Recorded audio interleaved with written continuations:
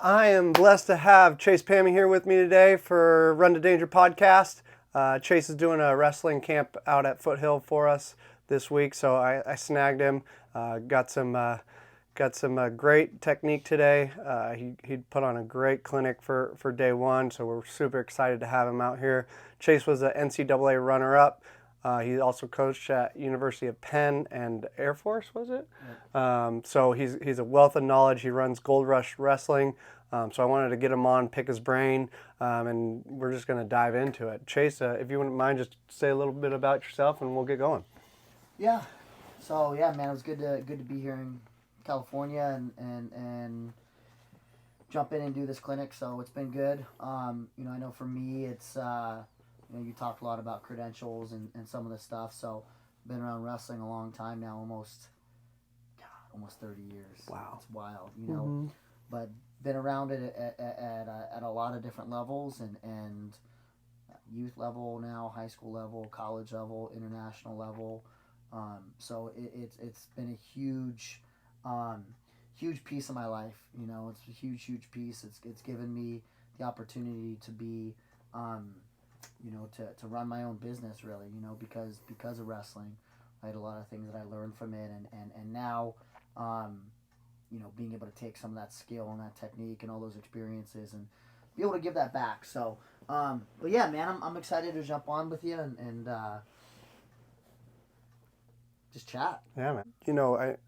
And guys, if you guys want to listen to more of his story, check out his podcast, First Shot Wrestling Podcast. It's really cool. Him and is it Ian Silverback? Ian Butler. He owns Silverback Wrestling down in Southern California. Fought in Bellator. Successful in fighting. Successful and really big into the jiu-jitsu world now. He's really started to make a name for himself. So. Nice. So yeah, if you guys want to learn more about Chase, definitely check that out. It's a really cool podcast. They give insights to what they're doing and how they're coaching and give great advice to up and coming coaches and parents alike. So it's really cool to have that outlet to access for myself. So I definitely suggest checking that out. But I wanted to know what got you into wrestling. Yeah, so funny. I was talking with someone today on the drive up here. Actually, we were just kind of recanting some of my history as a wrestler. But I started off in judo. I was doing judo, and we'd been in that about 3 years. And so my mom wanted to find something else to cross train with judo because I was doing judo and gymnastics, and those are two great things that work together, right? So then she said, hey, we want to find something else that helps out, and wrestling looked like a great sport. She'd seen wrestlers who tried judo and did really well with it because of the mat game. So it originally just started out as, hey, we're going to use this as something to help your judo, and then so after judo practice there was actually wrestling practice at the club we were going to, and so she talked to them and said, hey, let's can you let my son try wrestling? I think he'll do pretty good at this. And how old were you? That was, I want to say I was 8 or 9 years old. Kind of right around that area.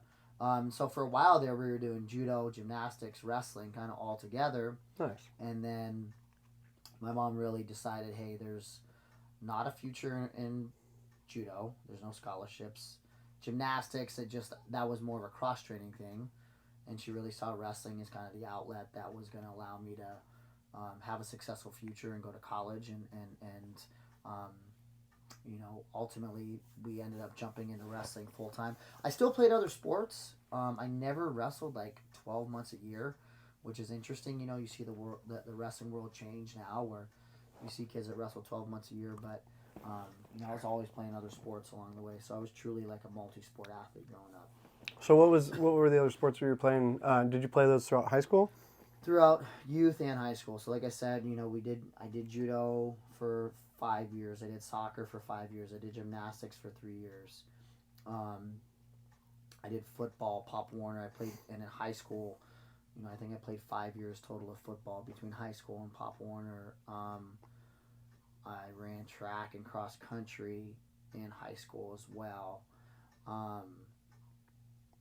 Organized sports, Also, was like loved extreme sports, biking and rollerblading and skateboarding, and was older now, but pretty decent on a skateboard, so I can still do tricks. And Nice. it's always funny when I pull a skateboard out in front of the kids, and they see it, and they're like, "Oh, dang, coach, you really do all these tricks." I'm like, Yeah. "I wasn't lying to you, you know."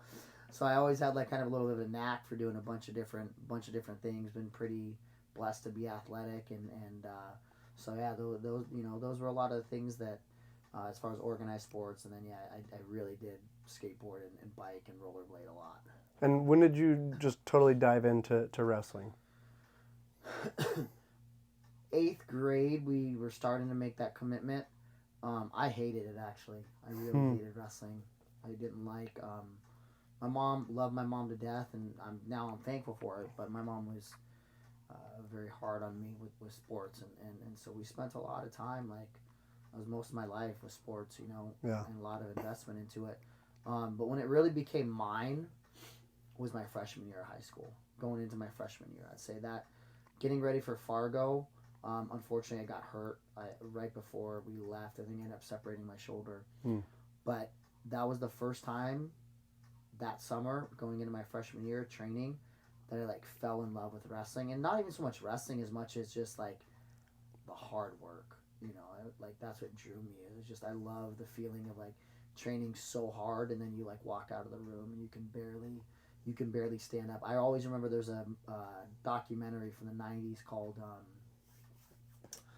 Competitor Supreme, Dan Gable, and it kind of documents Dan Gable and the Iowa Hawkeye team, right? And so I'll never forget Terry Steiner.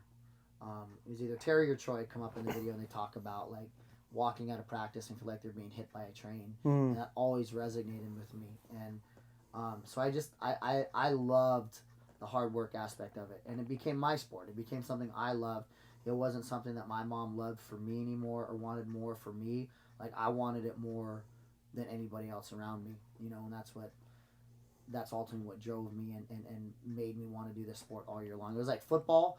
I loved playing football as like a break, but literally like by 2 months in, I couldn't wait to be done with football because I just wanted to go wrestle. Yeah, that's awesome. Yeah, something about that Dan Gable era was just so cinematic. Like, it was just so intriguing. Like, you just wanted that so bad. Yeah. I remember my dad used to play, you know, Dan Gable all the time. Men of the Mat was a big one for us. Dad would show that every season, and you know, just got us ready. Just got us, you know, we could do that. We can work hard, like, and you can achieve so much with just that kind of hard work. And that's what the sport's about, right? Yeah. Just grinding to have success, and you will. You put the time in it, and you eventually find success in some form, right? It might not be, you know, national champ, but you know, you're gonna progress whether or not, you know, you're the most talented guy or not, just by putting in that work. Right. So yeah, that was a great motivation for us. Yeah. So walk me through your kind of recruiting process, if you don't mind. Coming from Las Vegas, man, it was slim. Wasn't a lot of interest. I really wanted to go to ASU. My high school coach at the time, he was an All-American at ASU, and I for sure thought I was going to go to ASU. I was like, would have bet my everything on it, you know. But when push came to shove, they had recruited an in-state kid. So really, the only interest I had was Cal State Bakersfield, Wyoming, and Cal Poly were the only calls that I got. And, you know, it's not like there was Flow Wrestling or all that stuff back then, right? So it was even more of a risk for someone to take a Nevada guy, right? A Las Vegas guy. Like, how good is this guy really going to be, you know? But I really thought I was going to go to Arizona State.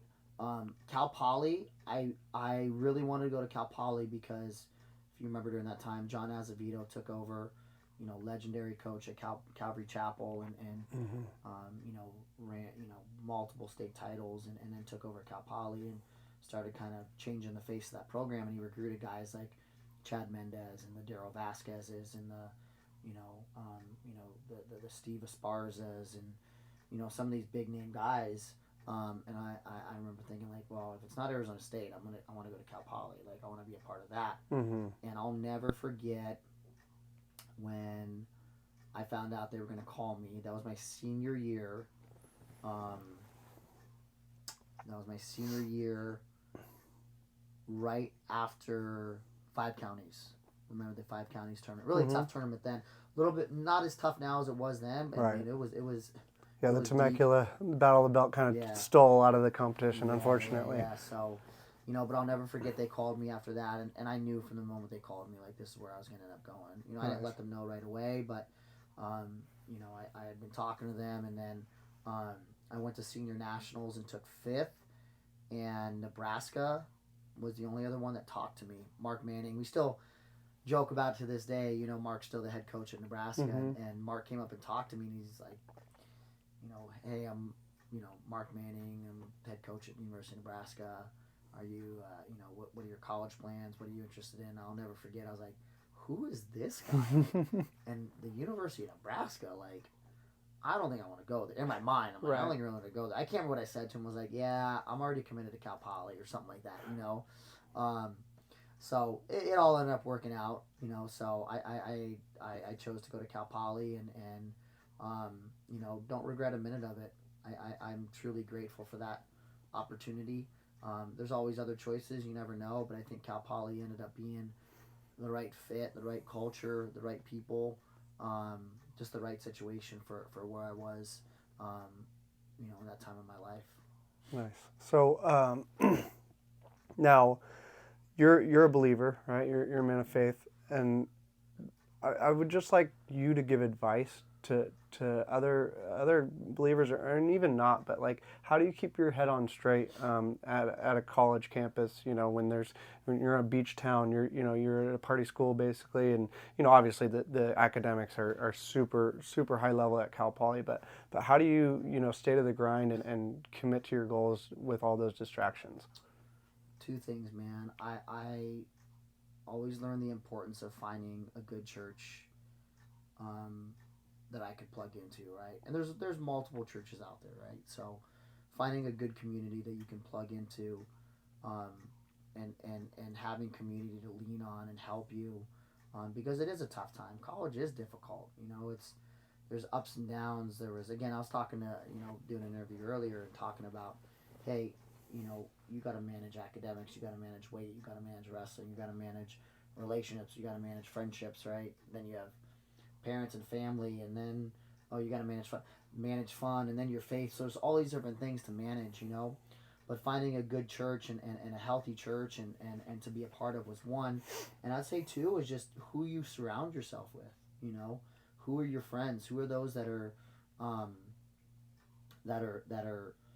closest to you? And for me, I'm almost someone that, like, I'm very picky about who my friends are and who I allow close to me. But my 3 closest friends from college were all Christians. You know, we all live together, and those guys are still to this day like my best friends. You know, I just called one of them today on the way up here and talking to him for a little bit, and then was talking to another one that I'm probably going to try and grab dinner with tomorrow on my way back to the airport. You know, so it's who you surround yourself with, man. Those are the people that are, you know, whether it's faith, whether it's goals, whether it's life, like, surround yourself with high level, high quality people, community.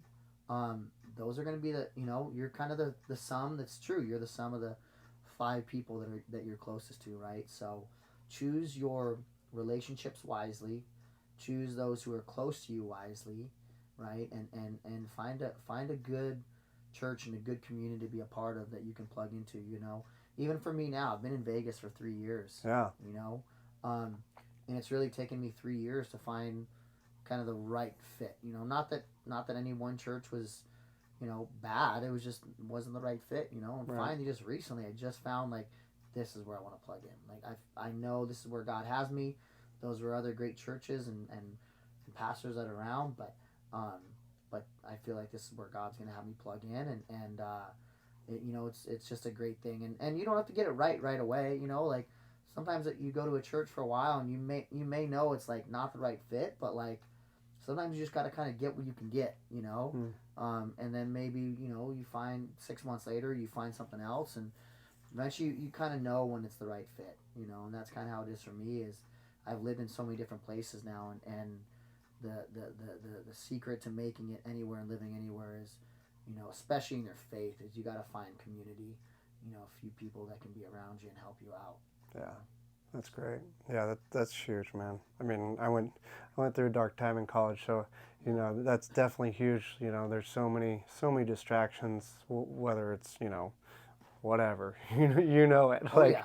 in college, there's just like, man, it's crazy how, you know, how dark it was, and nowadays it's 10 times darker. It feels, you know. It's wild. Yeah. It's wild.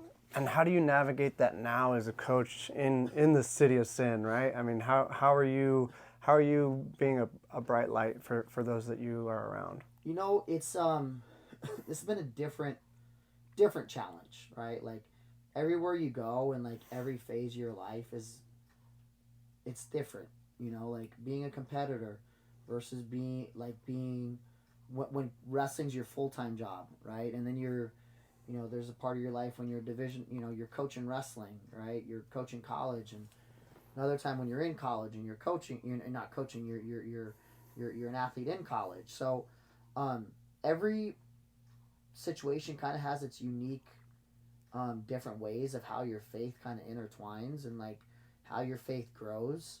You know, I think the biggest challenge for me now has been like as a business owner, and having a lot of success, right? Like I think I've been very successful and blessed to have a business that's succeeding, and then having success outside of my life too, you know, in some of the other arenas that I've been able to work in, you know, and be able to build a name and brand, and so easy to get consumed by that, right? Like you hear it all the time that like coaches and business people and, you know, or, you know, entrepreneurs, people get so consumed by their work, you know, they end up losing their families. They lose, you know, some of them, you know, leave their faith, you know, leave their families because it gets so consuming. So I think it has been really hard for me. I think the challenge of just the sheer amount of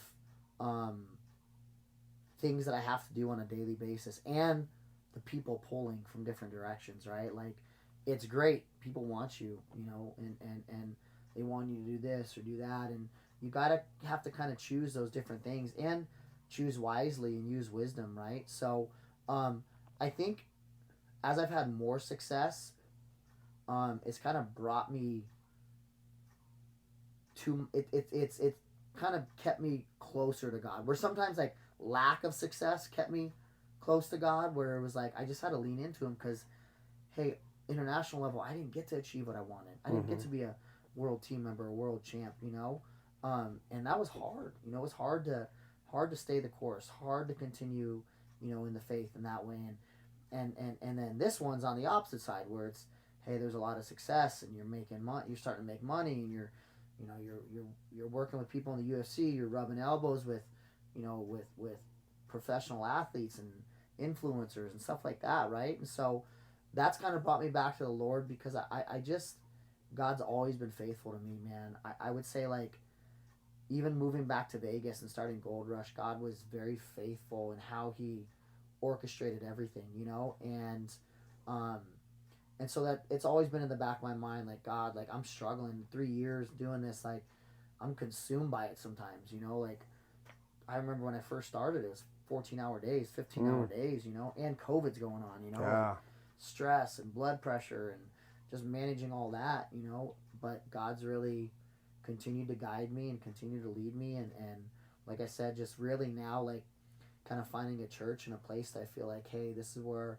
I can truly plug into, and my faith can see growth through that, you know. So it's difficult in a different way, you know, to not chase. Chasing more is good, but can also be very dangerous to keep chasing more and more and more, you know. So that little, you know, that voice of truth, the Holy Spirit, that, hey, like, you know, this is a great opportunity, but not every great opportunity means that it's from God, right? Yeah, for sure. Cool. Well, let's take a quick break and bring Dad in. I wanted to bring Dad in here because you both have a similar story, right? Dad grew up in a pretty strong Baptist church background, and he was always wanting to be a pastor as well. So it's kind of funny that you both, had that background and had that motivation, and then, you had a mentor basically tell you, no, you need to pursue what you're pursuing right now because that's what you're made for. And I just wanted to have you kind of touch on that a little bit, and then Dad, you can kind of share that and then go off. Yeah. So my faith really came into action. I was in 8th grade. Um, Grew up in a Catholic home, and we went to mass, and not nothing bad about Catholicism. It was very just what we did. It was our duty, like that's what we did with my mom. And but I'd say really that change again that we talked about earlier, where my faith became like my faith. It wasn't anybody else's. It became my faith. Was really in 8th grade. A lot of life stuff happened at that point, and I feel like God came into my life at that time and really saved me from a lot, man. And then I was inspired because I have always valued seeing people grow and develop. I value personal growth. That's something that I have a heart for. So being a pastor was a way to help people grow. In their faith and know the Lord, and so I really thought that was the route I was going to go. I was dead set, and wrestling was one of those things that I didn't love it. I tell you this in the sense of it became mine and I enjoyed it on one side, and then on the other side I also didn't want to do it. It was man, I don't really want to wrestle for 4 years in college. That's hard. 5 years, but then I also loved it too at the same time. It was kind of like this kind of wild pulling, and some of that was just I think from being younger and having to some not PTSD, but maybe maybe a little sense of PTSD of just you didn't get to be a kid. I sports was my life. But I'll never forget I had lunch with my pastor, and we sat down and I was I remember telling him I really just want to go to Bible college, man. I'm not into this whole wrestling thing. I don't think it's what I want to do. I'll do it through high school and I'll be done. And I remember he'd always encourage me, you're gonna wrestle in college and maybe and go to the Olympics someday. And in my head I'd be shaking my head, yeah, but in my mind I'm absolutely not, But we sat down because I was a junior and I was starting to look at colleges and thinking about what my future was, and I'll never forget. He said, I think you're talking about all this and you're talking about being a pastor and going to Bible college, but I think you have a gift for wrestling and I think you need to pursue that, right? And not necessarily what I necessarily wanted to hear, at the moment. I kind of was a little torn with it. But he told me that, and I just said, okay, well, if that's what God wants, I trust that that's what God wants. And he told me, you don't have to be a pastor to have this platform to impact people with. You can do it in multiple ways. You don't have to be in a pulpit. You can do it from different arenas. And so that really stuck with me. And from that point on, I had decided, okay, all right, I'm gonna wrestle in college. I do love wrestling. I do enjoy it. There's parts of it I didn't like, but this is what God has for me, and I trust it, and I'm gonna run with it. And so ultimately, I think it ended up being a pretty good decision. Yeah. So, and now I get to, now I get to have an impact in a different way, right? I'm not standing on a pulpit or, leading a youth group necessarily, but I probably have more kids and people that I reach now than Definitely. I probably ever would have being a youth pastor, just because, right? There's things that kids kind of relate to, more with someone that's maybe a coach and a mentor in that way, and sometimes being a pastor can be a little more who is a pastor, so yeah. Yeah, Dad, share your story real quick, and then we'll dive into Gold Rush. Yeah, I mean, you're echoing me. I was never near the athlete you are, but loved it. Started Pop Warner at 9, played 6 years before high school, and then 4 years of high school, and wrestled 4 years. And I was torn my senior year. Again, not that I was getting tons of offers to anywhere good, but it was San Jose State was a possibility for wrestling, and then my buddy had gone to Azusa Pacific a year ahead of me, and hey, that's a Christian college that has a football team. Like Baylor never called, so so it's like, what do I do? And I was burnt on wrestling, kind of like you were, and I said, well, I'll go play football. So I played football at Azusa, again, small ball, but it was incredible. It was like going to church camp for 4 years and waking up with a degree. And then 1 year in, my football coach was a wrestling coach. He says, I'm fried, come help me. So all of a sudden I'm running a high school at San Dimas High School, and I'm throwing 13 kids in my VW van, and we're going to athletes in action clinic. So it's like, wow, this is ministry. Yeah. And so I had lunch with my pastor, and I said, I'm leaving the ministry, because I went there to get an undergraduate degree so I could go to seminary. He goes, no, you're just changing ministries. You're not leaving it. I said, yeah, you're right. Because when I started coaching, it was like, oh my gosh, I'm a duck on the water. This is where I belong. I never wanted to leave. Yeah. And like you said, the influence is like, these kids will die for you. I mean, every word out of your mouth is important, to a certain extent. And yeah, blackout. So anyway, so I can relate. I mean, I love the inside, and just sharing. Especially now, the masculine role is just pretty much shot, and they don't have one, or they have a bad one, or they don't know. And it's so fun to share what Christ has built, just what God has planned for them, and to share that and watch their eyes open. We just had a kid get saved at church camp. We got him there. I said, you're going. And I said, there's scholarships, you're going. And he calls me the first day. He goes, are you coming? I go, no. He goes, I don't know a soul. I go, give it about 6 hours. And he became the most popular guy. Got baptized last week. I got to do it. Thrilling, man. I mean, I love wrestling, I love football, I love it all, but man, I love changing kids' lives, and to do both is just amazing. Yeah, absolutely. Yeah. So you were at University of Penn. Was BJ Futrell there? Yeah. Okay, cool. We actually I got to go. My little guy Cam, who's in the camp right now. I've been working with him for about 4 or 5 years, and he made the California national team. Got to go out there, and we got to train at the little facility over there, and meet him. He got to talk to the kids. But you were coaching there. You were training there as well. But I mean, my dream was always to be a college coach, and you got to walk through that. But what was that click in your head? Was just like, no, I want to do this. I want to create my own thing, and kind of go away from the college model. Yeah, dude. Good question.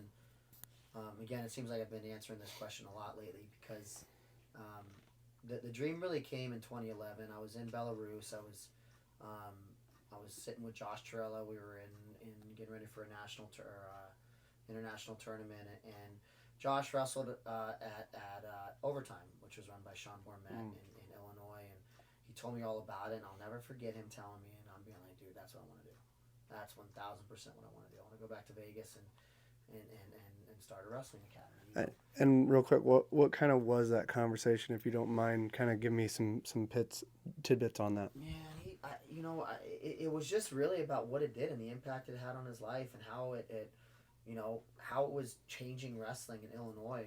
Like, you look at Illinois, like 2013, 14, 15, 16, 17, like the success they were having at Fargo, they were crushing it, And a lot of that was like, there's always a delay in things, right? Sean left in 2011, but the impact he had, whether directly or indirectly, on the culture of wrestling in Illinois, I believe, a lot of that was directly affected. But I remember Josh just telling me about what the club was, what they did, the practices they had, club practices, partners they got to train with. Getting to train with a Division I wrestler, like that was your, that's what you got to do for your whole club. Club. I'm very fortunate. I got to do that. Like my junior and senior year, I had 2 Division I All-Americans who were my coaches. I was doing really well. And who were they? Gray Maynard, he fought in the UFC and Michigan State. 3-time All-American, and another guy named Eugene Harris, who was an All-American at University of Oregon. Eugene had went to my high school, and actually Eugene and I are the only 2 All-Americans, Division I All-Americans from Las Vegas. Wow.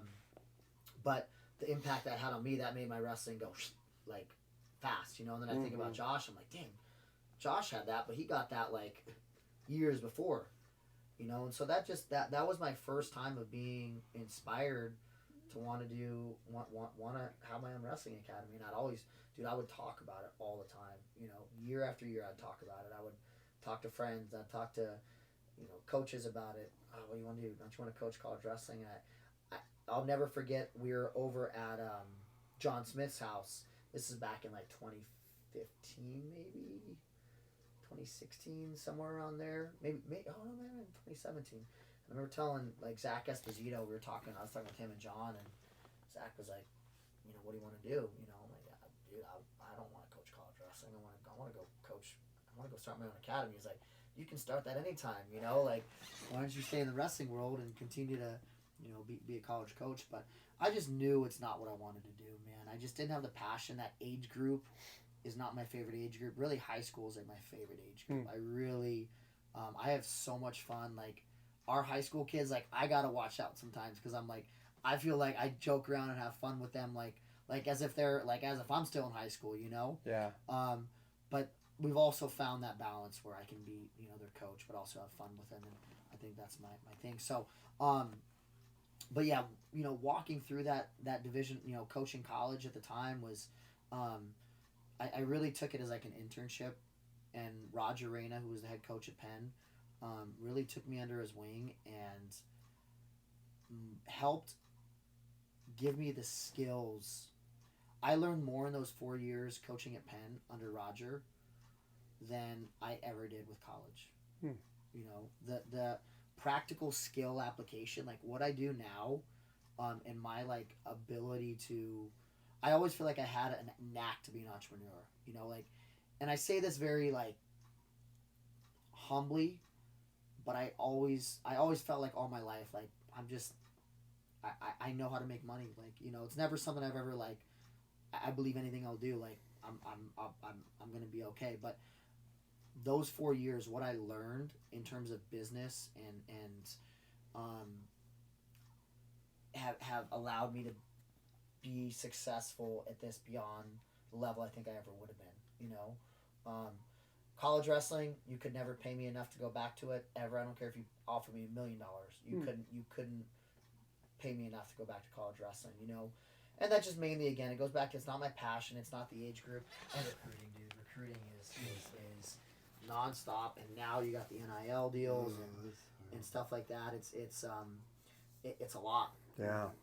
And then the other thing is like my mom, however much this affected me, my mom always told me I'd like never work for somebody else, and I just always believed, like when I was coaching, like I didn't want to build something for somebody else. Right. Like I wanted to build something that was mine, whether that's selfish or however that's viewed. I wanted to build something that I could put my stamp on, and that's mine. That's something I built, and I look at the end of the day, which is weird now because I look at Gold Rush as we kind of jump into it as like, it's mine, but it's the cumulative knowledge. It's just the accumulation of all the people who've been a part of my life. As much as like I could look and be like, yeah, like my assistant coach is like, you built this. Like, yeah, I did, but like you're a part of this. Like my coaches are a part of this. The family's like, yeah, I did this, but there's so many other people that are a part of this that I look at it and I'm like, yeah, I built it, but there's so many people that are a part of it. You know what I mean? Yeah, that's awesome. So walk me through just kind of the business side of it. Like, what did I know you interviewed a ton of people and just tried to pick as many brains as possible, but what practically did you do to get started, to get the ball rolling, and what steps did you take at the very beginning? Yeah, so everywhere's different. I think I talked to Kyler Sanderson. You know, he has Sanderson Wrestling Academy in Utah, and you know, maybe a year or two before I started it. And I remember he said everywhere's different, so you gotta figure out what the needs are of your market, right? And so I kind of had to stop thinking like a wrestler. And let me back up because I got a chance to take over something that was already going. So long story short, there was a club going, um, and there was a guy that was running it, and he basically ended up calling me and saying, "Hey, I want to get out of this. I was doing this just for fun, and this got a lot bigger than I wanted.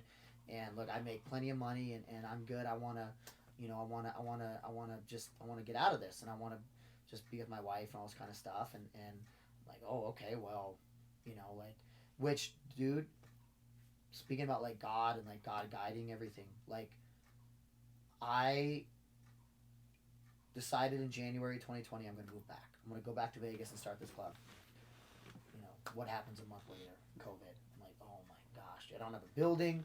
I don't even. I have two people that I had talked to that I had told in Vegas, and I just basically had said, hey, if I move to Vegas, are you willing to be like my first two club kids? You know, and I just I remember thinking like, dude, like this is gonna be wild. I don't know how it's all gonna play through, you know. And the guy keeps trying to reach me, and eventually, like we get on a call, and then he tells me that I'm like, wow, like okay, that's confirmation from God. Basically, he gave me 60 kids to start with. Wow. It ended up being 40 after like kids walked away Yeah. and different things. You know, and we went to a marketing launch and we added about 40 more or so. So we had around 70 or 80 when we started, you know, just purely off my name and recognition, you know. But you know, so I got that nice little start, which during COVID, that was huge because I wasn't making a ton of money. I actually was, I had budgeted as if I needed to live 2 years without making a salary. So actually, I was able to pretty much put everything back into the business that first year, and I was taking little bits here and there, um, you know. But I had been well prepared to make the jump. I didn't just make the jump just randomly. I was prepared on the back end, um, you know. So I identified though. So go back to your question, right? Like I looked at the market in Vegas, and I identified what was needed to be successful, you know, as a business. And I talked to a bunch of different clubs, but one of the most important people I talked to was our state chair. His name's Rob Kate. And I remember calling Rob kind of monthly. And I love talking to Rob because Rob's kind of like naive sometimes. Like, not naive, but very blunt, and very straightforward. And I don't want to say like it's not negative. That's not the word I'm looking for. But Rob will tell you like it is, you know. And so pretty much I like talking to Rob because Rob would tell me like, this is why this is not going to work. I would tell him my idea and he's like, this is why it's not going to work. I'm like, great. This is what I need. I need to know why it's not going to work so I can problem solve ahead of the time, you know. So I asked other people who'd started clubs in Vegas and failed why it didn't work, right? So I started to understand the market and I started to understand what was going wrong and what were some of the issues. So when I developed my mission and my values and my culture, I built it based on the lack of, right? So a couple things. I noticed that the market in Vegas, there's not enough elite kids to keep your club together. There's just not enough. It's not Pennsylvania. I just talked to Mike Mal, you know, last week about this on Athleader, and we talked about it. But I said, okay. And the wild thing was that year, there's 4 private clubs. Never before is there private clubs in Vegas. I moved back, 4 private clubs start. You know, so those good kids are spread out throughout the valley. You know, I have most of them, but other clubs have good kids too. You know, and so we were blessed to be able to get that. But I knew that that wasn't going to sustain this business for the long run, you know. And so I talked with a mentor in Texas and he told me, hey, why don't you start this like Discover Wrestling, you know, like this idea. And I was like, where they try wrestling and see if they like it. And dude, Discover Wrestling became our like a huge piece of what we do, right? That is our bread and butter in terms of creating a new market, right? We've created our own market in Vegas now that really, we can we can kind of control that market, Right. So that was kind of one thing that I looked at. Mission and values are super important. Like I always say this, like culture trumps everything else in our business. When me or any of my other staff or anybody else becomes bigger than the culture, then it's a problem. Like when people come in, I'm very careful to vet. Like I don't like people who move in from the outside and want to be a part of Gold Rush unless they know that it's the right fit for them. Because we are very true to our values. Like I don't mind kicking you out if it's not a good, and not kicking you out, but asking you to find somewhere else if you're not the right fit. If you don't understand our culture and the direction that we're trying to go, right? So practically there was some of that. On the business side, just understanding like simple things like analytics, how those work, right? Google Analytics, how to drive those up, how to traffic people into your website and how that impacts your, how that impacts the people that find you on Google. So I think some of those practical things, understanding just simple things like databases and how to create databases and how to create campaigns and how to get those out. And now you're seeing the shift from like those analytics as well as like social media analytics now, right? So understanding like how that plays in everything was a really big part of what we do.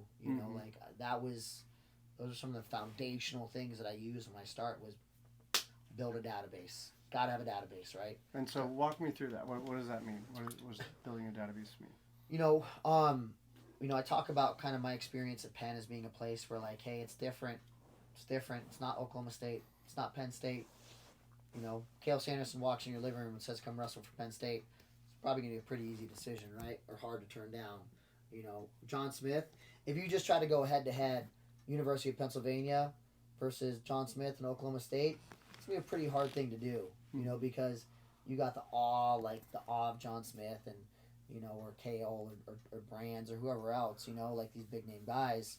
So I think being at Penn, you had to be very creative in how you recruited, right? You had to be very creative in how you, the information that you got and how you use that, right? So there's a lot of different ways to get information, but one thing that I did personally up front, was I did these really cheap clinics in Vegas, like $10, and try to get as many kids as I could in the Valley to come, right? And all I would do is gather emails and phone numbers, and I would build that, and that became my database now. Now in Vegas, we have over 1,000 people in our database that we have a camp that's coming up. Shoot all of our marketing information out, and boom, people know. So something as simple as that, using MailChimp or using Google Suite, to get that information out is really important. Email is starting to it still has presence. It's still powerful. It'll be interesting to see how the generations, as it starts to change as the generations go on. But email still and database is a very powerful tool. I think I don't know the exact number, but Apple, when it comes to their marketing, I think it takes it's like 7 or 11 impressions, along those lines for something to stick. So if you're sending an email, and then a parent's seeing something on social media, and then they're seeing another email, and then they're seeing you at a tournament, all these impressions that you to hit and they catch, right? Like that's just natural how the human psyche works. Yeah. Yeah. No, that's cool. So I like that. And we got to go to the Stanford Oklahoma State duel last year, and Rob Cole talks a lot about that, building those databases and sending those emails out, and and especially for his sponsors, he's he'll just shoot them, hey, this is what we're doing, and he said, you don't even have to ask at that point. Once you build those relationships, those impressions, and that database, you can just build off that forever. exactly. Yeah, that's really cool. Okay, so step one, you built your database. You started doing this like Discover Wrestling thing. How did you? How did you continually build? Obviously you're a big name from Vegas, like you said, one of two, the All American. But how do you continually build those new impressions for new people? Yeah. So again, talking about this, like Chase Pami in the wrestling world has value, right? People know that, they understand that.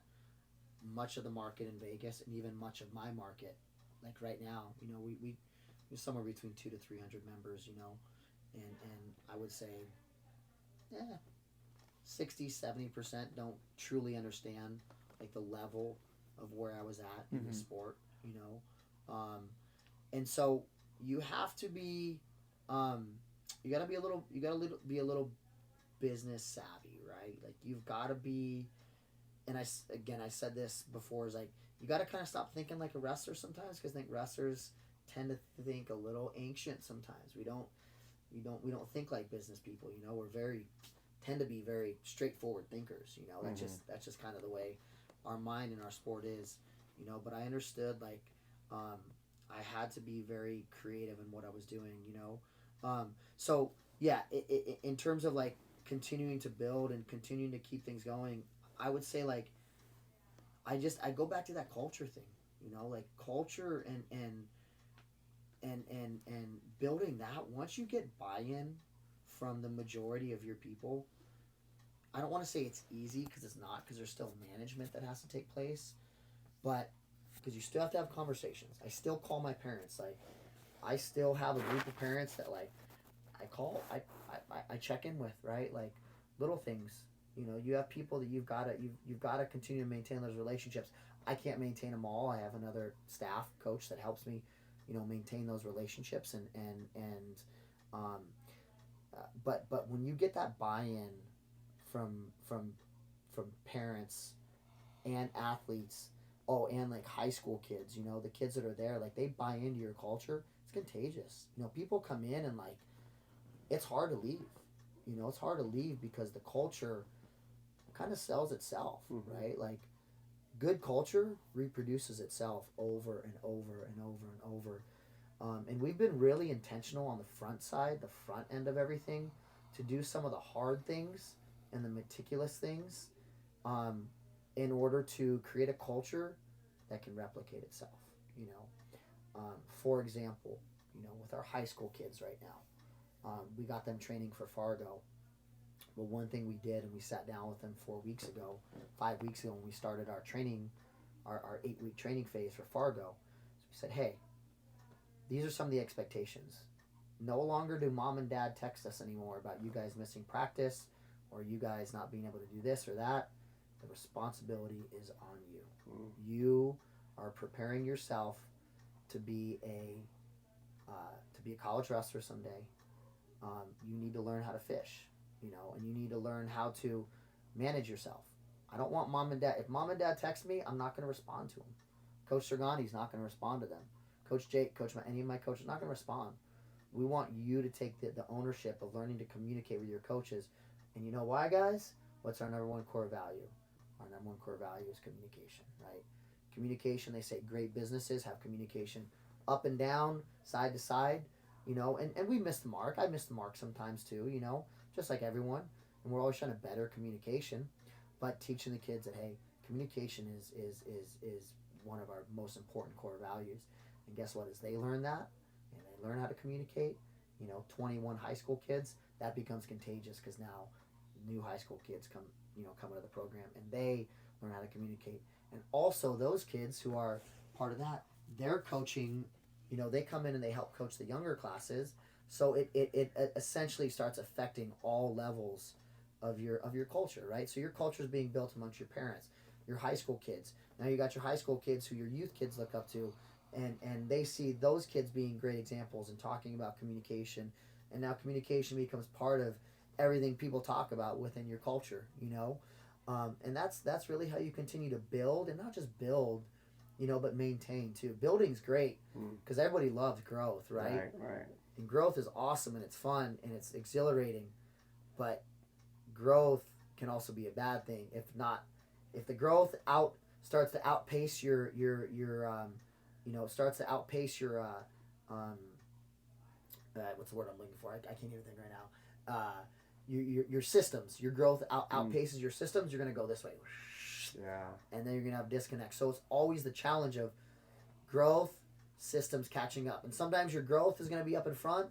Sometimes your systems are gonna be up in front. You got to grow into your systems, right? And then other times your growth is up here, and your systems got to catch up again. And it's always this unique balance of trying to manage both those things. So when people talk about being a business owner, it's those little things that you lay awake at night and like, man, we don't have enough kids for this class to meet this amount, but our system's in place. I know our system's in the right place, but growth, or sometimes it's too much. We need to slow it down, and we need to let our systems catch up, right? So, long answer. Yeah, no, great. How do you win over the coaching piece of it? Because as a high school coach, I'll admittedly say I'm threatened by, the ad hoc club, as opposed to, like, if I'm pouring my life into you, I'd rather you be with us than do that. Yeah. So how do you augment what the high school coach is doing? How do you gain trust from what he's doing? And how do you share athletic growth? Yeah, that's hard, man. And I talked to Sean about this, Bourmet, when he was doing his thing at overtime. He wrestled a kid from Bourmet's overtime club way back in like 2002 at Reno World. Yeah. Like when he was just starting. Just getting through with it. Yeah, they were just creating monsters, But Sean told me, and again, this goes back to like, dude, you always got to be growing. You always got to be picking people's brain, And like, I asked Sean, hey, how do you manage this? Dude, he was incredible to me, man. Sean, I couldn't believe like this dude would let me call him. Like, he's coaching the University of Michigan, dude. Like, and I'm calling this dude every month, and he's having a 20-minute conversation with me. And like, dude, like, you don't really need to do this, Like, and I'm forever grateful to that guy, man. I just one of the just big heart, great people, in our sport. And there's a lot of great people, and he's one of them. But Sean told me, hey, one thing I used to always do, whenever I talk about kids, I would always give credit to their high schools, and I would say I've done a mediocre job with it. This fall, it's due. I was talking to our we were up in our staff meeting, and I was talking to my assistant. I said it's time for me this fall. One thing I did before I moved into Vegas is I called all the high school coaches. And I was coming back to Vegas consistently and doing free clinics. I just go to a high school room, run a practice. Hey, got to know the coaches, let them get to know me. Now it's a little harder to go in and do free clinics because coaches, I think, are like, okay, you trying to just get my kids to come to your club, or what's your reasoning? But one thing that's really important, and I have a list of kind of questions, that I like to ask coaches. But this fall, I'll do a rundown and a call of all of our coaches, majority of our coaches in our city, and just, hey, ask for honest feedback, right? That's the important thing. Like, they want to be heard, And so calling any of the coaches and saying, hey, coach, like, honest, being straight here. What do you what value do you see in Gold Rush and Club? How do you feel like Club has impacted you as a coach? Do you think it's impacted you positively or negatively? How do you like Club working with your kids? Et cetera, et cetera, et cetera. And that's an interesting balance, but that's up to me and my staff to have those conversations, build those relationships, and hear what those coaches are saying, right? And take the honest feedback, and be able to utilize that, right? And explain your side too, right? Like, explain, hey, this is what my goal and what I'm trying to do. And I've been very clear with all the coaches, like, what I am trying to do, what I am trying to build. A lot of our kids, our youth kids, we're just starting to get youth kids now that are starting to fan out in the high schools. So that'll be an interesting thing to see, like, hey, where do all of our kids go? Because right now, a lot of our high school kids are from kind of one high school, you know, but really, well, three high schools. Really have three high schools that the majority of our kids feed into, and then kind of a couple others that feed us as well. You know, but to answer your question in a short way is having those conversations with coaches, one-on-one, on a call, honest conversation.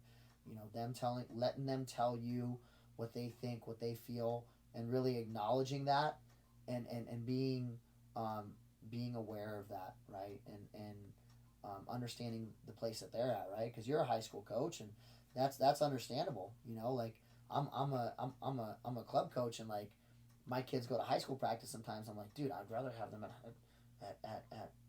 club, you know, but like during the high school season, I tell my kids, like, look, high school is number one. Well, that's what I was going to You ask know? you.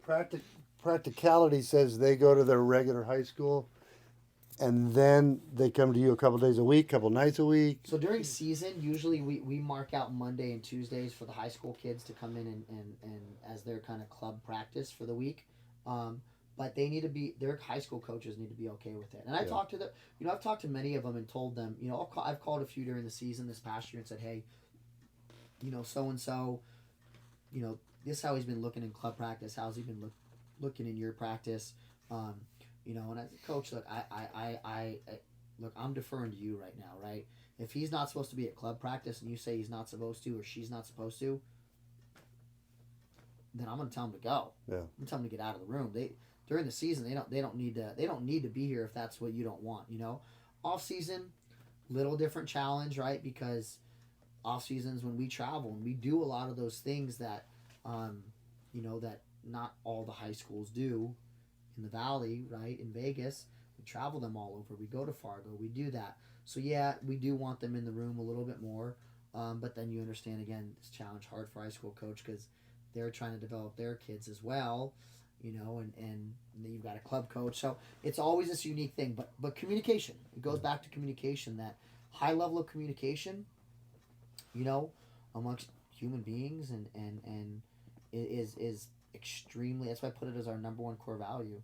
It's extremely valuable. A lot of things can be cleared up just by some communication.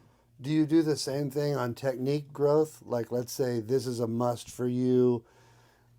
I suggest you do it this way, and you get some pushback by, well, you know, Coach Smith at high school tells me, you know, I mean, are there ever rubs against that? I'd say I have pretty good relationship with the majority of our coaches that do send kids our way, that we can have honest conversations, and I can say, hey, coach, you know, like we just had a pretty good kid from a high school in Vegas come over to us, and I just texted his coach, said, hey, coach, is there anything you've been working on with so-and-so, and you know, I'll make sure to kind of touch on some of those things.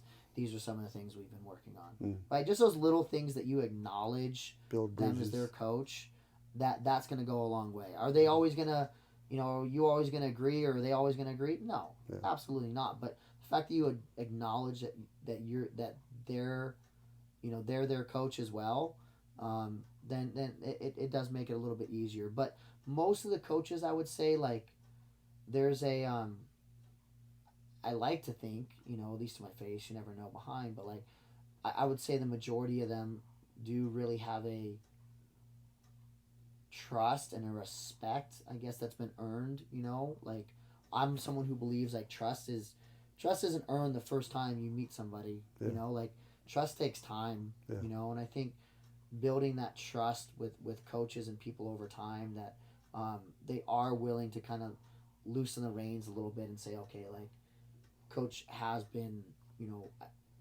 been successful, yes, but also like very personable, and try to be understanding and have conversations and just support. Like, if our high schools around the city do like fundraisers, you know, it's not that I'm giving hundreds of dollars, but I'll, you know, I try to give some money to support what they're doing and share what they're doing, and you know, understand that it's an ecosystem that kind of works together. You know.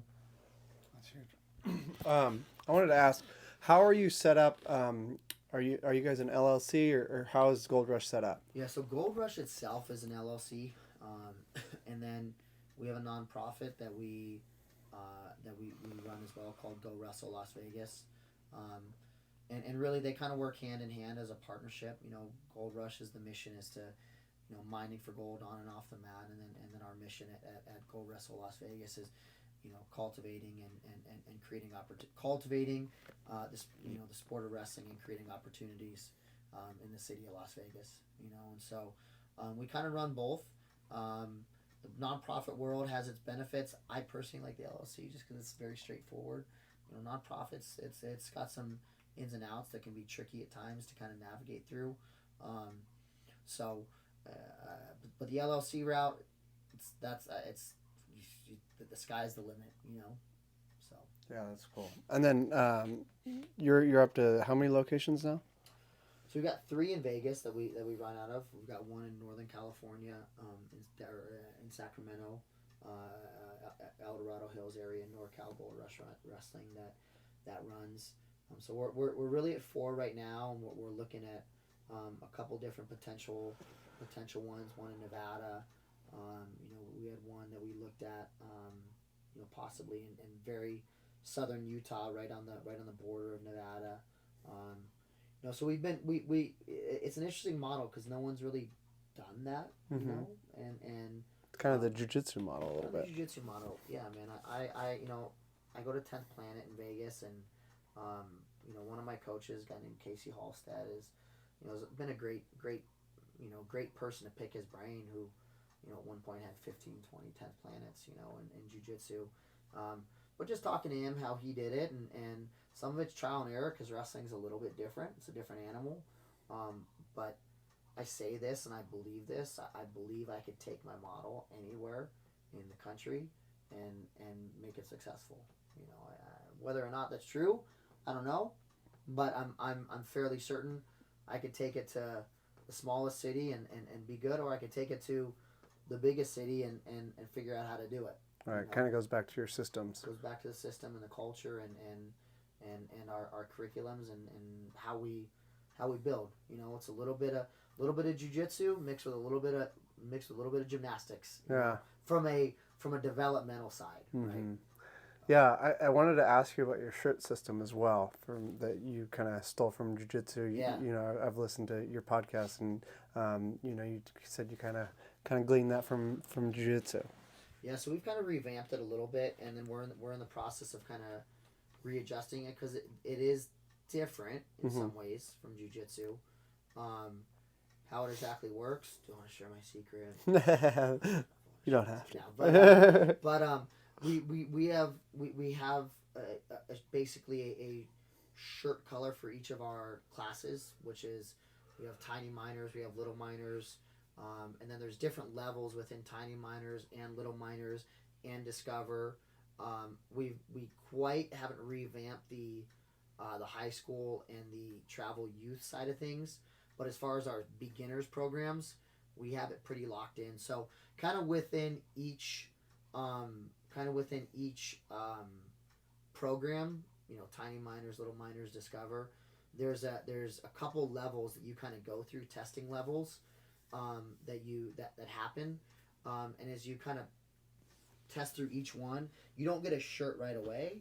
You have kind of you have level 1, which might be like maybe a certificate or a ribbon, and then level 2 you kind of pass the level 2 system, and that's like a certificate and I think it's a medal or something like that, and then level 3 is.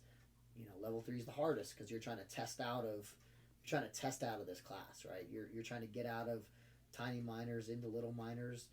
You're trying to show like, hey, I've got, we've got the system down. That's where you get your kind of your certificate and your shirt, which makes it really fun and something again that we've kind of trial and errored a lot of it. I think we're getting close to figuring out exactly how to do it. I'd say it's probably a year or two away from being really solidified. But you have to have that from a business side. You have to have that to keep, I hate to say it, like it keeps people engaged, one on the business side, but 2 from like the kids side, right? Like it gives them something to aim for. Like I don't like 3, 4, 5, 6, 7, 8 7-year-olds. I don't like them competing personally, right? That's just my thought. Mm-hmm. But if you create programs that, you know, they're developing and progressing and having fun and achieving goals along the way, like, that's the thing that really makes things stick, right? Like, Right. fun, like, It kind of goes back to what you were saying earlier. That payoff for that hard work is something, you know, that's really beneficial in wrestling, and you're giving that payoff immediately in a practice room, which is, you know, practice rooms can be so grindy, so tough, and so, you know, just demoralizing for some kids because they never see the light of day. They never see success, especially if they're not competing, winning matches. You know, they're never getting the attaboys, you know. Yeah. So I really like that. That's a really cool system. yeah. Um, uh, yeah. I wanted to ask. So what is your schedule set up wise? You kind of touched on it, but what is like the normal week for you in season and off season?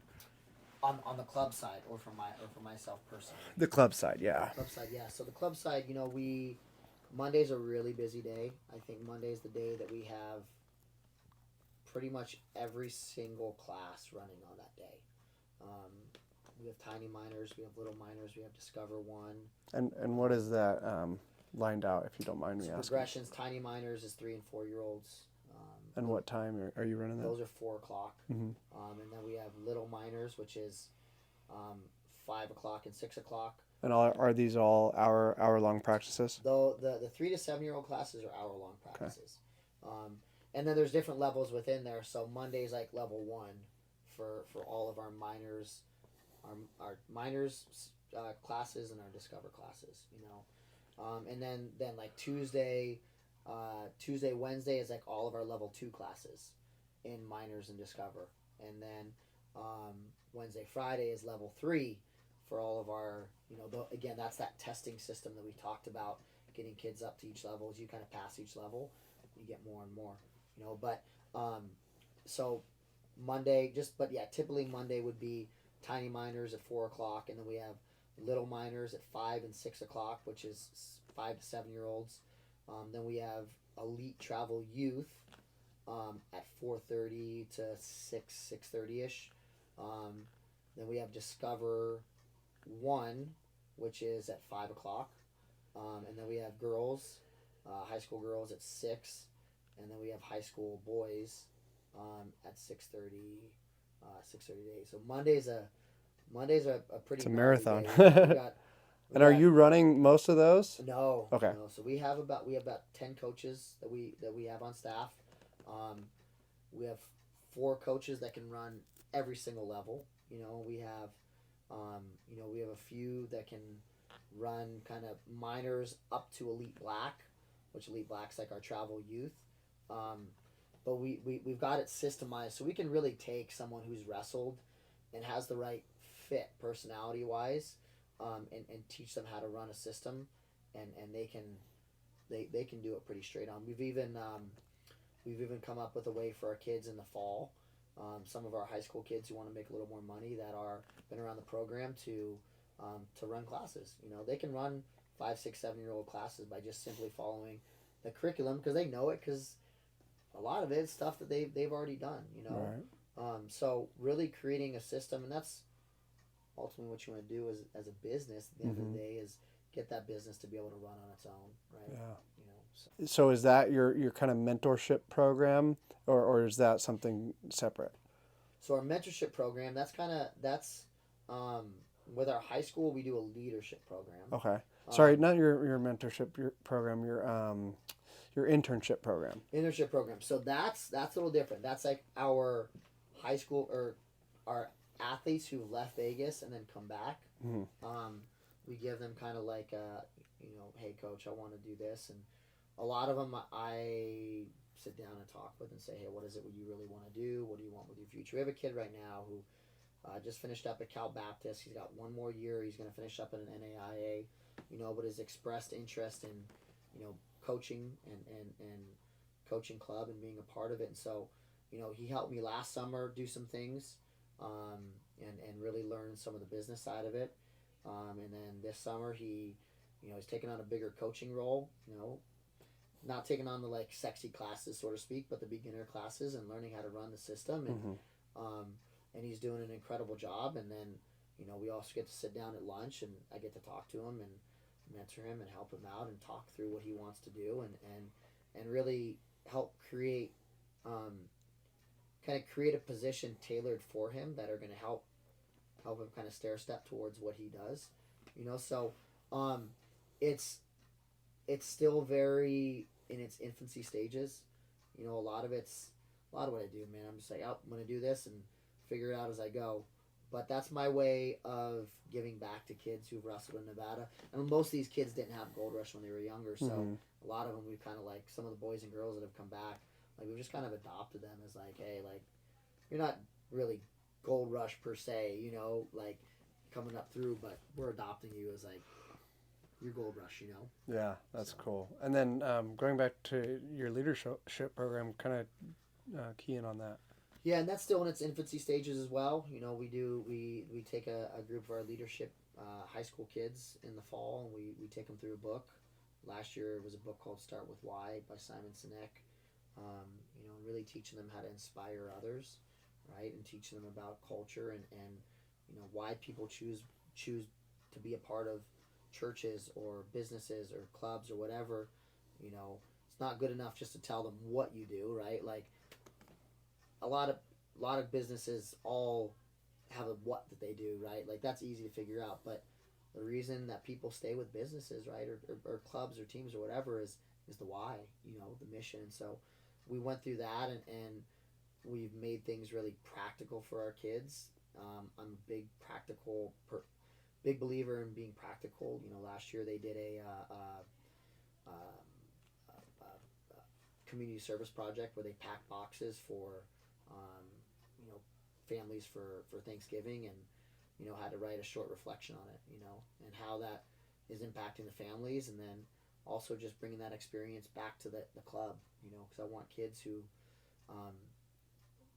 it's easy to be selfish when you do this, you know, it's easy to be selfish when you're trying to be great, but part of being human beings too is you've got to give, you've got to impact the world around you. There's no greater thing.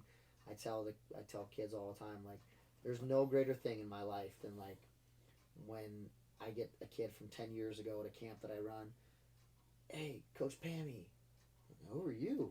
Yeah, you ran camp for me at Hitchcock, and I bought one of your shirts, and you showed me that. It's like, oh my gosh, man, you're like, dude, like, I didn't even think that was going to do anything, you know? So it's wild the impact you can have, you know, and so we try to really teach our kids that, make that a part of their fabric, that, man, like, you guys can change lives around you. That's awesome. I got a couple more questions, and then we'll wrap up. Yeah. Dad, if you got any more, just hop in. So I wanted to ask, kind of changing course a little bit here, but what's it been like coaching some UFC guys? Like you said, you're coaching Cody Nolov, you're coaching ALJAMAIN Sterling, some of the baddest dudes around. Yeah. What's that been like? I've had to grow quick. You had to lose the starstruck. You know, I remember the first time Cody walked into the gym, and it was just kind of throws you back for a sec, like, oh, you're Cody Garbrant, you know, like, you're a famous guy, you know, and you had to kind of buck up really quick and, like, you know, be confident, you know, and I think that's something I learned working with professional athletes. Is one guy pulled me aside one time, a guy named Javid Basharat. His brother's Farid, and, you know, they were coming to wrestling class and doing different things, and, like, the reason that people listen to you is because you were a professional athlete. And it kind of, like, hit me. I was like, oh yeah, I was a professional athlete. Like, was my life, right? You know? Yeah. So you kind of had that respect right away. So I was able to kind of lean into that. You know, like, it's a different sport, but there's a lot of similarities. So I was able to lean into my experiences, and I almost think, like, sometimes not being the greatest for me at what I did made me really great at what I do now. Because I've been the guy who's been at the top. I've been the guy who's been at the bottom. I've been in the middle. I've had great wins and great losses. I've kind of had a little bit of everything. So my greatest attribute, one of my greatest attributes, is my ability to really relate to people. Right? It's like, oh, where you're at, Cody, like, I understand where you're at. you were the guy, and you got knocked down, and now we have to climb that ladder, and we got to climb it. You don't jump from the bottom of the ladder to the top. You got to climb one rung at a time. You know.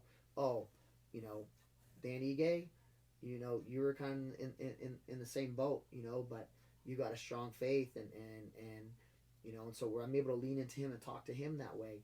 But I think the biggest thing that I've been able to do with those guys is be blatantly honest. Like, okay, I don't understand. This is a new game, right? So you guys got to be, I'm going to work with you, and you got to work with me, right? Like, during practices, a lot of times I'll kick it over to Aljo, or I'll kick it over to Cody, or to Dan, or to somebody else to say, hey, what do you have on the wall? This is just kind of what I'm seeing. This is what I'm studying. This is what I think, but what do you have on the wall, right? Or even grabbing somebody else and sparring on the wall a little bit, and trying to learn and be really open.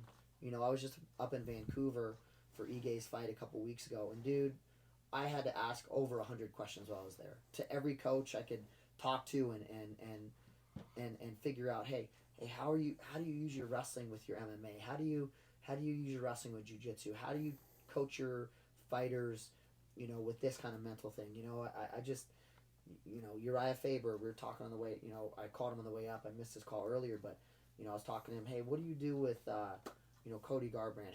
How did you coach him, you know?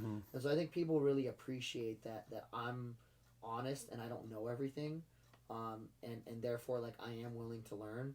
And as long as they're okay that, like, hey, I'm going to do everything on my end to learn, but you got to be okay with me making mistakes, and be able to understand, like, I'm in this process. I'm in a growth process, and that's given me really good relationships, I think, with the people that I work with, and just realize, like, they're normal people. You know, like, hey, like, dude, like, Aljo, you just, you know, like, you know, just like anybody else. You know, see Forrest all the time. You know, Forrest all the time at the UFC, and at first it was kind of like, man, it's Forrest Griffin. Then now, Chase, how are you? What's up, man? How's training? Like, I'm like, dude, like, you kind of learn to, like, just people, you know? Yeah, So, yeah. Just everyday guys. Everyday guys, and they all have their struggles, you know. Cody's been very open about his struggles, and they all do. And so you kind of see, like, man, there's, being famous, it's just, yeah, you might have all these people that,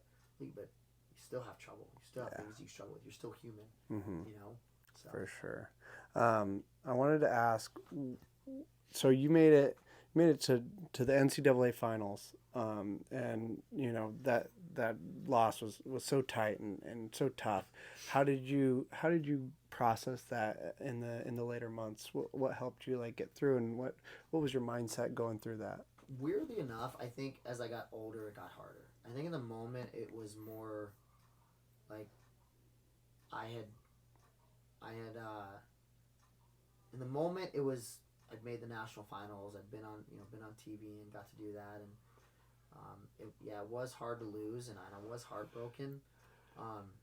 But now, like, years later, you kind of have these things every year. You watch NCAAs and you kind of like, oh, so close. But now I tell the kids this is, look, that happened how it happened, and I did everything to be ready for that. Was there more I could do? If I could go back, like, yeah, there's things I for sure could have done differently. You know, like, could have watched a little more film, could have maybe game planned a little better. You know, like, there were always little things. You're always gonna have things you can do better. Whether I won the national title or not, like, there were always things I could have done better. Right. You know, and so I think my comfort and sanity at the end of the day comes from the fact that, like, I gave everything that I had. I didn't hold anything back. I trained hard. I trusted my coaches. You know, God, you know, I trusted God. I trusted what he had for me. You know, and I gave everything without any fear. And you know, I can look back at it and be proud of what I did. And yeah, do I always want more and wish I could have been, you know, national champ? But it's never enough, man. It's wild. Like, you talk to anybody that has any kind of success, and, like, even great, like, people are champs, you know, UFC champs, like, successful business people. It's never enough, you know. Like, talk to one coach, like, he was national champ. He's like, man, I could have been a two-timer. You know, I talked to another guy, I was like, 2-time national champion. Like, dude, man, I could have been a 3-timer. If I just would have done this, man, I wish I was just a 1-timer. You know? Yeah. So it's all in perspective, right? Like, I did everything I could, and that's what God had for me, and I moved on and did the best I could on the international level. But all of that has molded me now to allow me to, at the end of the day, do what I love and have an impact on people. Yeah. You know? Yeah, that they say, you know, the ones who came up short of their goals are the best coaches. So I'm sure that you've just been killing it in the coaching game. So, Dad, you got anything else? No, I just appreciate you. I remember your coming up through, so it's nice to meet the real guy. I always had great respect for Azevedo, so it's nice to meet one of his guys. Yeah, thank you. Yeah, it's always, you know, sometimes you kind of like forget about it, you know, like you kind of get going so fast, like, and you're chasing, you know, like we were talking about earlier, man, I'm still, you know, this part of me still chases success. It's like, oh, you want what that guy has, and like that guy and that person, this and that, you know.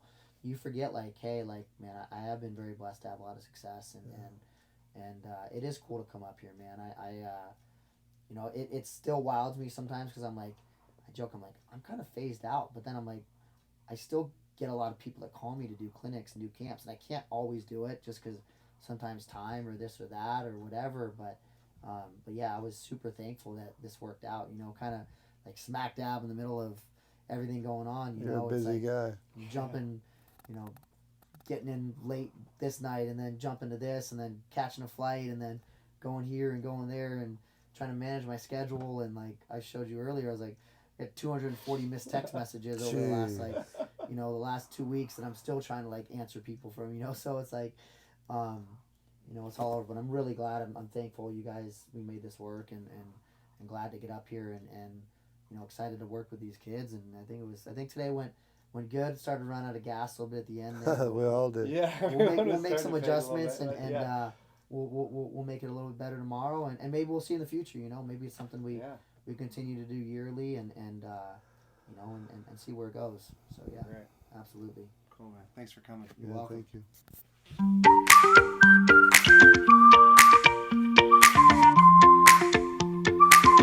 And all these old cronies like, this guy's freaking nuts. He'd make tape balls. He found some tape, so he made it in a tape ball. And his goal was to knock safety glasses off. Guys are like working their machines, and he'd be tossing, and he'd go right back to work. He just was so fun. Yeah, he was unique, and he scared you, but he loved you, and that was the fun part of it. I mean, he was safe, but he was kind of like Aslan. He's not safe. Yeah. So one time we go surfing in the morning, and it's dawn patrol. I mean, we pack up. I had that Datsun 210, remember, with the surf racks. I got Danny in there, Dave in there, Steve Matson's in there. We're all packed in there. We're go to Cal's, and it's one of those foggy mornings. It's cold. The sun's not even up yet, and you know, can't even see the water. But we know, you know, it could be. So we go to find a parking spot. You know, so you go in that neighborhood, you know, and you find a place. But there's Eddie's truck. You know, it's like 5:30 in the morning.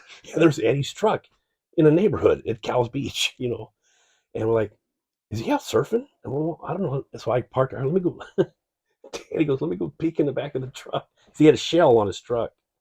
And he peeked in and he goes, he's in there, he's sleeping. So Danny knocked, hey, Eddie, come go surfing with us. And all you hear was this, get out of here! So we got in the car and just split, you know. Yeah. First time he took me out with a board with no skag on it, a leash with no collar on it. He just tied it to my ankle, and a wetsuit that had like 5 holes in it.